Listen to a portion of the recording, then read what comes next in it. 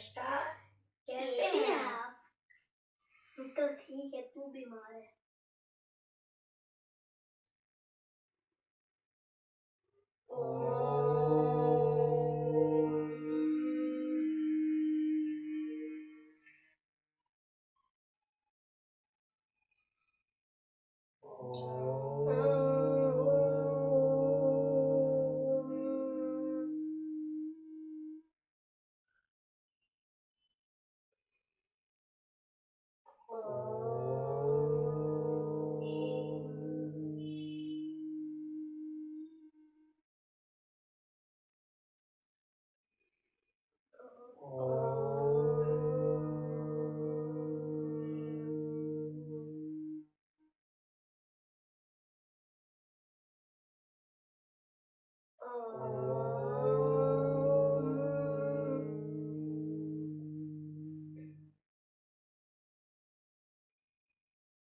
ओम गम गणपते नमः। ओम गम गणपते नमः। ओम गम गणपते नमः। ओम भूर्भुवस्वः तस्य वितुर्वरेण्यं भर्गो देवस्य धीमहि धियो यो नः प्रचोदयात्।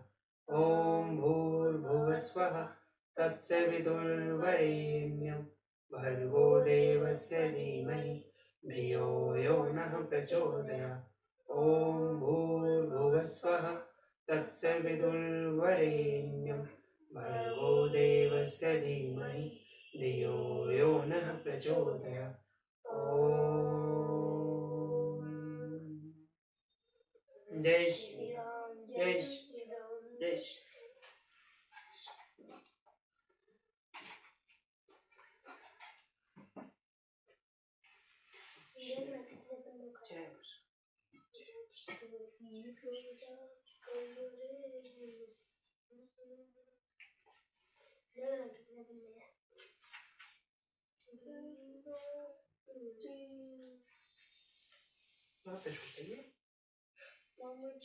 तृतीय सर्ग। राजा दशरथ का वशिष्ठ और रामदेव जी को श्री राम के राज्याभिषेक की तैयारी करने के लिए कहना और उनका सेवकों को तदनुरूप आदेश देना। राजा की आज्ञा से सुमंत्रणा का श्री राम को राजसभा में बुला लाना और राजा का अपने पुत्र श्री राम को हितकर राजनीति की बातें बताना। तेषामहं मिक्तित पगानि प्रग्रहीतानि सर्वशः प्रतिग्रह ब्रविद राजा तेम्भ्य प्रियहितं वचः। सभासदों ने कमल पुष्प की सी आकृति वाली अपनी अंजलियों को सिर से लगाकर सब प्रकार से राजा के प्रस्ताव का समर्थन किया। उनकी वह पद्मांजलि स्वीकार करके राजा दशरथ उन सबसे प्रिय और हितकारी वचन बोले। अहोस्मिन् परम प्रीति प्रभाव चातुलो मम यमने ज्येष्ठे प्रियम पुत्रम योवावस्था राज्य मिथ्य। अहो आप लोग जो मेरे परम प्रिय ज्येष्ठ पुत्र श्री राम को युवराज के पद पर प्रतिष्ठित देखना चाहते हैं, इससे मुझे बड़ी प्रसन्नता हुई तथा मेरा प्रभाव अनुपम हो गया है। इति प्रत्यच्यतान राजा ब्रह्मण निब्रवीत वशिष्ठं वामदेव च तेषोमवमन् सिंहवताम्। इस प्रकार की बातों से पूर्ववासी तथा अन्य सभासदों द्वारा सत्कार करके राजा ने उनके सुनते ही वामदेव और वशिष्ठ आदि ब्राह्मणों से इस प्रकार कहा। चैत्र श्रीमान्यम माधर पुण्य पुष्पिकानन योव राज्यस्य रामस्य सर्वमेव कल्पयाम। यह चैत्रमास बड़ा सुंदर और पवित्र है। इसमें सारे वन उपवन खिल उठे हैं। अतः इस समय श्री राम युवराज पद पर अभिषेक करने के लिए आप लोग सब सामग्री एकत्रित कराइए। राज्ञ पुरस्परते वाक्ये जनघोषो महानुभूत शन्यस्मिन् प्रशान्ते न जनघोषे जनाधिप वशिष्ठम मुनिर्शार्दूलम राजा वचनम ब्रवीतः। राजा की यह बात समाप्त होने पर सब लोग हर्ष के कारण महान कोलाहल करने लगे। धीरे धीरे उस जनवर के शांत होने पर प्रजापालक नरेश दशरथ ने मुनि प्रवर वशिष्ठ जी से यह बात कही। अभिषेकाय रामस्य यदः कर्म सभच्छदम तज्ञ भगवान सर्वमाज्ञा पुनः तुम्हें महर्षि। भगवान श्री राम के अभिषेक के लिए जो कर्म आवश्यक हो उसे सागोपांग बताइए और आज ही उस सब की तैयारी करने के लिए सेवकों को आज्ञा दीजिए। तच्छ्रुत्वा भूमिपालस्य वशिष्ठो मुनि सप्तने आदिशान्तगतो राज्ञे स्थित युगावान कुत्ताकुलीन। महाराज यह वचन सुनकर मुनिवर वशिष्ठ ने राजा के समान ही हाथ जोड़कर खड़े हुए आज्ञा पालन के लिए तैयार रहने वाले सेवकों से कहा। सुवर्णादानी रत्नानि बलिन सर्ववर्ष धीरपि शोकल माल्यानि लाज्जांग पृथक च मधुर ऋषि अहतानि च वसनंसि रथम सर्वान् युधान्पि चतुर्समंगलम चेव गज च शुभ लक्षणम चामव्रजने जोभे ध्वज शक्तम च पांडुरम शतः च शातकुंभानां कुंभावनाम ग्रीवर्स्तचाम हिरण्यशंघरंभ समग्रम व्याघ्र चर्म च यच्चयान्यत् किंचित् देष्ट्वयतं ततः सर्वमुपकलवताम उपस्थायते प्रत्यगाने महीपते। तुम लोग सुवर्ण आदि रत्न, देव पूजन की सामग्री, सब प्रकार की औषधियां, श्वेत पुष्पों की मालाएं, खीर, अलग अलग पात्रों में शहद और घी, नए वस्त्र, रथ, सब प्रकार के अस्त्र शस्त्र, चतुरंगिनी सेना, उत्तम लक्षणों से युक्त हाथी, चमड़ी गाय की पूंछ के बालों से बनी हुई 2 व्यंजन, ध्वज, श्वेत पत्र, अग्नि के समान देदीप्यमान सोने के 100 कलश, सुवर्ण के मढ़े हुए सिंगों वाला एक सांड, समूचा व्याघ्र चर्म तथा और भी जो कुछ भी वांछनीय वस्तुएं हैं उन सबको एकत्र करो और प्रातः काल महाराज की अग्निशाला में पहुंचा दो। अन्य पुरस्य द्वारिणम सर्वस्य नगरस्य च चंदनाभरस्य चयंतो धुवैश्यते ग्राण हारिभि। अन्नपुर तथा समस्त नगर के सभी दरवाजों को चंदन और मालाओं से सजा दो तथा वहां ऐसे धूप सुलगा दो जो अपनी सुगंध से आप लोगों को आकर्षित कर ले। प्रशंतमनम गुणदम दिरीक्षे पौरवेच्चाम द्विजानाम शतशास्त्र यत प्रकार कमलम भवेत। दही, दूध और घी आदि से संयुक्त अत्यंत उत्तम एवं गुणकारी अन्न तैयार कराओ जो 1 लाख ब्राह्मणों के भोजन के लिए प्राप्त हो। सत्कृतस्य द्विज मुखानां श्वः प्रभाते प्रदीयतां घृत दधि च लाज्जाश्रय दक्षिणाच्च पुष्कलम। कल प्रातः काल श्रेष्ठ ब्राह्मणों का सत्कार करके उन्हें वह अन्न प्रदान करो, साथ ही घी, दही, खीर और पर्याप्त दक्षिणाएं भी दो। सूर्य वच्चित मात्रे शवो भविता स्वच्चिर वाचनम ब्राह्मणाश्च निमंत्रणस्ते कल्पयाम सन्नानि। कल सूर्योदय होते ही स्वच्छित वाचन होगा, इसके लिए ब्राह्मणों को निमंत्रित करो और उनके लिए आसनों का प्रबंध कर लो। आबध्यन्ता पताकाश्च राजमार्गश्च सिच्चयादां सर्वे च तालादपच्चरा गणिकाश्च स्वलंकृता कश्चन द्विजः समाघे तिष्ठन्तु नृपवेशन। नगर में सब ओर पताकाएं फहराई जाएं तथा राजमार्गों पर छिड़काव कराया जाए। समस्त तालजीवी, संगीत निपुण पुरुष और सुंदर वेशभूषा से विभूषित हो वरांगनाएं नर्तकियां राजमहल की दूसरी कक्षा ड्योढ़ी में पहुंचकर खड़ी रहें। देवोक्तये चेष्ट्यो सान्य भक्ष्यः सदक्षिणा उपस्थित पत्यो सयुरमाल्य योग्या पृथक पृथक। देव मंदिरों में तथा चैत्य वृक्षों के नीचे या चौराहों पर जो पूजनीय देवता है उन्हें पृथक पृथक भक्ष्य भोज्य पदार्थ एवं दक्षिणा प्रस्तुत करनी चाहिए। दीर्घासिबद्ध गोधार्च सन्नद्धा मृष्टि वासथ महाराष्ट्र जंघ्ने सुढ़ो प्रभिसंतु महोदयम। लंबी तलवार लिए और गोधा चर्म के बने दस्ताने पहने और कमर कसकर तैयार रहने वाले शूरवीर योद्धा स्वच्छ वस्त्र धारण किए महाराज के महान अभ्युदयशाली आंगन में प्रवेश करें। एवं व्याधिच्चे विप्रोतु क्रियादस्ते विनिष्ठो चक्रदुश्चैव यश्चेत् पार्थिवाय निवेद्य च।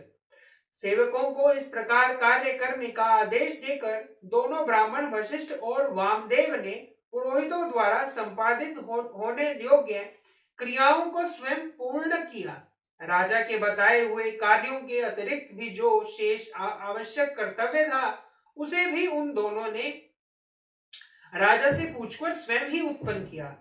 कृतमयेव चावृत्यमभिगम्य जगदमर्तिपम यथोवचनम प्रीतो हर्षयुक्तो द्विजोत्तमो। तदंतर महाराज के पास जाकर प्रसन्नता और हर्ष से भरे हुए वे दोनों श्रेष्ठ द्विज बोले, राजन, आपने जैसा कहा था उसके अनुसार सब कार्य संपन्न हो गया। ततः सुमंत्र बुद्धिमान राजा वचन ब्रवीत राम कृतात्मा भवता शीघ्र मिनियत।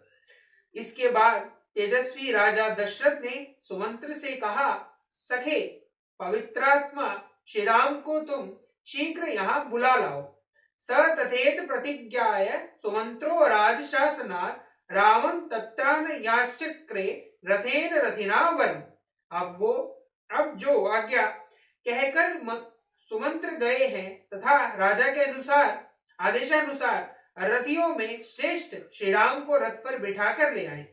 अदय तत्र साहसी नास्तस्था दशरथम नृपम प्राच्योद्योच्यो प्रतिष्ठाश्च दक्षिणावश्चात् भूमितः मलेच्छाश्च ये चान्ये वनशैलत्ववासिन उपासन चक्रिये सर्वे तम देवा वासवांच। उस राजभवन में साथ बैठे हुए पूर्व, उत्तर, पश्चिम और दक्षिण के भूपाल, मलेच्छ आर्य तथा वनों और पर्वतों में रहने वाले अन्य मनुष्य सब के सब उस समय राजा दशरथ की उसी प्रकार उपासना कर रहे थे जैसे देवता देवराज इंद्र की। तेषां मध्ये स राजऋषि मुनुक्ताम्यव वासवः प्रसाददस्तो दशरथो दृढ़स्य यातनवतुज गंधर्व राज प्रतिम लोके विख्यात पौरुषतम। उनके बीच 48 का के भीतर बैठे हुए राजा दशरथ मरुदगणों के मध्य देवराज इंद्र की भांति शोभा पा रहे थे। उन्होंने वहीं से अपने पुत्र श्री राम को अपने पास आते देखा, जो गंधर्व राज के समान तेजस्वी थे। उनका पौरुष समस्त संसार में विख्यात था।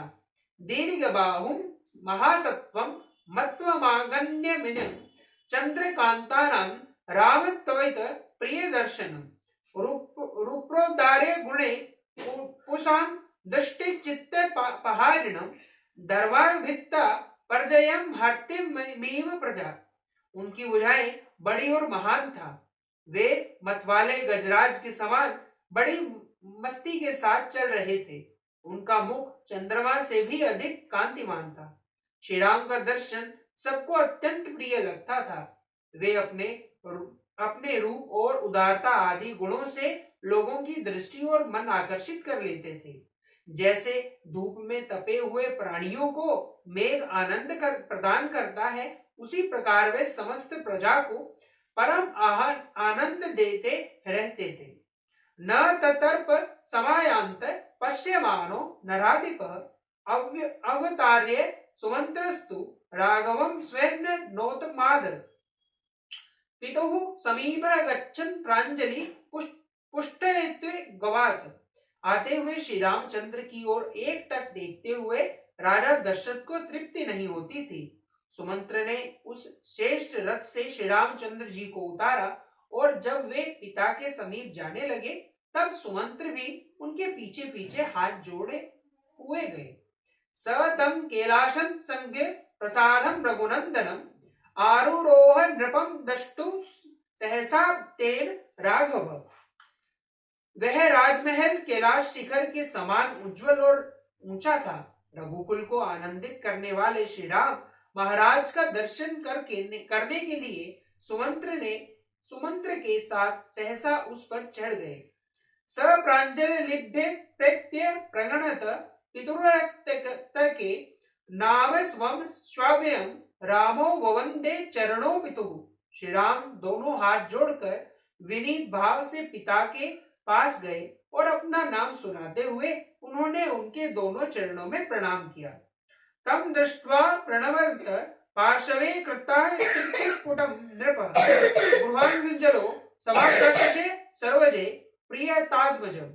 श्री राम को पास आकर हाथ जोड़ प्रणाम करते देख राजा ने उनके दोनों हाथ पकड़ लिए और अपने प्रिय पुत्र को पास खींचकर छाती से लगा लिया। तस्मै चामुद्यज्ञ समज्ञ मणि कानभिषुतम विदेशे राजा रुचिरम रामाय परमात्मनम। उस समय राजा ने श्री रामचंद्र जी को मणि जटित सुवर्ण से भूषित एक परम सुंदर सिंहासन पर बैठने की आज्ञा दी, जो पहले से ही उन्हीं के लिए वहां उपस्थित किया गया था। तथान स्वनवरम प्राप्यम व्यधिपदयन राघव स्वयं प्रभ्या मेरु मुद्दे विमलो रवि। जैसे निर्मल सूर्य उदय काल में मेरु पर्वत को अपनी किरणों से उभयासित कर देते हैं, उसी प्रकार श्री रघुनाथ जी भी उस श्रेष्ठ आसन को ग्रहण करके अपनी ही प्रभा से उसे प्रकाशित करने लगे। तेन विभ्राजितः तत्र सा सभातित वयचोरते विमल ग्रह नक्षत्र शारदी घोरित वेन्दुना। उनसे प्रकाशित हुए वह सभा भी बड़ी शोभा पा रही थी। ठीक उसी तरह जैसे निर्मल ग्रह और नक्षत्रों से भरा हुआ शतकाल का आकाश चंद्रमा से उद्भासित हो उठता है। तम पश्यमानो नृत्यतिष्ठोष प्रियतमाजुन अलंकृत विमाघन मार्दर्श संस्थितम। जैसे सुंदर वेशभूषा से अलंकृत हुए अपने ही प्रतिबिंब को दर्पण में देखकर मनुष्य को बड़ा संतोष प्राप्त होता है, उसी प्रकार अपने शोभाशाली प्रिय पुत्र उन श्री राम को देखकर राजा बड़े प्रसन्न हुए। सतम सुस्थिर भाष्य पुत्रम पुत्रवताम परम उवाचेदम वचो राजा देवेंद्रमियव कश्यप। जैसे कश्यप देवराज इंद्र को पुकारते हैं, उसी प्रकार पुत्रवानों में श्रेष्ठ राजा दशरथ सिंहासन पर बैठे हुए अपने पुत्र श्री राम को संबोधित करके उनसे इस प्रकार बोले। ज्येष्ठायामासी मे पत्न्या सदस्य सदस्य सुतः उत्पन्नस्व गुण ज्येष्ठो मम रामात्मज प्रियं त्वयाम यत प्राज्ञनेशो स्वगुण नुरुच्च तस्माद त्वं पुष्य योगेन योग्य राज वाभुहि। बेटा, तुम्हारा जन्म मेरी बड़ी महारानी कौशल्या के गर्भ से हुआ है। तुम अपनी माता के अनुरूप ही उत्पन्न हुए हो। श्री राम, तुम गुणों में मुझसे भी बढ़कर हो, अतः मेरे परम प्रिय पुत्र हो। तुमने अपने गुणों से इन समस्त प्रजाओं को प्रसन्न कर लिया है, इसलिए कल पुष्य नक्षत्र के योग में युवराज का पद ग्रहण करो। काम पदस्व प्रक्रियेव निर्णितो गुणवानिति गुणवैस्त्यस्य तु स्नेहात् पुत्र वक्ष्यामि ते हितम भूयो वन्यवास्त्यः भव नित्यम जितेंद्रिय। बेटा, यद्यपि तुम स्वभाव से ही गुणवान हो और तुम्हारे विषय में यही सबका निर्णय है, तथापि मैं स्नेहवश सद्गुणों संपन्न होने पर भी तुम्हें कुछ हित की बातें बताता हूँ। तुम और भी अधिक विनय का आश्रय लेकर सदा जितेंद्रिय बने रहो। काम क्रोधस्तुस्थानि त्वज्यस्ते व्ययानि च परोक्षया वर्तमानो वृत्त्या प्रदक्षया यथा। काम और क्रोध से उत्पन्न होने वाले दुर्व्यसनों को सर्वथा त्याग कर दो। परोक्ष वृत्ति से अर्थात गुप्तचरों द्वारा यथार्थ बातों का पता लगाकर तथा प्रत्यक्ष वृत्ति से अर्थात दरबार में सामने आकर कहने वाली जनता के मुख से उनके वृतांत को प्रत्यक्ष देख सुनकर ठीक ठीक विचारने में तत्पर रहो। अमात्य प्रभवति सर्वा प्रजा शून्य निरुञ्जय कोष्ठाज्ञाः युद्धागारे कृत्वा सन्निच्यान् ब्रहून् इष्टानुप्रतिक्रियं पालयति मेदिनी तस्य ननन्दन्ति मित्राणि लभवान् मृत मिवामरा। मंत्री, सेनापति आदि समस्त अधिकारियों तथा प्रजाजनों को सदा प्रसन्न रखना, जो राजा कोष्ठागार, भंडार गृह तथा शस्त्राग्रह आदि के लिए द्वारा उपयोगी वस्तुओं का बहुत बड़ा संग्रह करके मंत्री, सेनापति और प्रजा आदि समस्त प्राकृतियों को प्रिय मानकर उन्हें अपने प्रति अनुरुक्त एवं प्रसन्न रखते हुए पृथ्वी का पालन करता है, उसके मित्र इसी प्रकार आनंदित होते हैं जैसे अमृत को पाकर देवता प्रसन्न हुए थे। तस्माद पुत्रम तव्यामानं नियमेव समाचर तच्छुत्वा सुहृदस्य रामस्य प्रिय कारिणं त्वरितां शीघ्रमागन्य कौसल्यान्य नैवेद्यम्। इसलिए बेटा तुम अपने चित्त को वश में रखकर इस प्रकार के उत्तम आचरणों का पालन करते रहो। राजा की ये बातें सुनकर श्री रामचंद्र जी का प्रिय करने वाले सुहृदों ने तुरंत माता कौसल्या के पास जाकर उन्हें यह शुभ समाचार निवेदन किया। सा हिरण्य च गादिश्च रत्नानि विविधानि च व्याधि देश प्रियत्वख्यो कौसल्या प्रमोदनान। नारियों में श्रेष्ठ कौशल्या ने वह प्रिय संवाद सुनने वाले उन सुहृदों को तरह तरह के रत्न, सुवर्ण और गोए पुरस्कार के रूप में दी। अथा विभाग्य राजानां रथमारुह्य राघव मयो स्वं श्रुतिमेष वेशम जनोज्ञ प्रतिपूजतः। इसके बाद श्री रामचंद्र जी के राजा को प्रणाम करके रथ पर बैठे हुए प्रजाजनों ने सम्मानित होते हुए वे अपनी शोभाशाली भवन में चले गए। ते चापि पैरा नृत्य वर्चस्व शत्वा तथा लाभ विच्चेमाशु नरेंद्र मंत्र मान्यस्य ग्रहाणि दत्वा देवान समाचुर्न भिष्ट प्रभष्टा। नगर निवासी मनुष्यों ने राजा की बातें सुनकर मन ही मन यह अनुभव किया कि हमें शीघ्र ही अभिष्ट वस्तुओं की प्राप्ति होगी।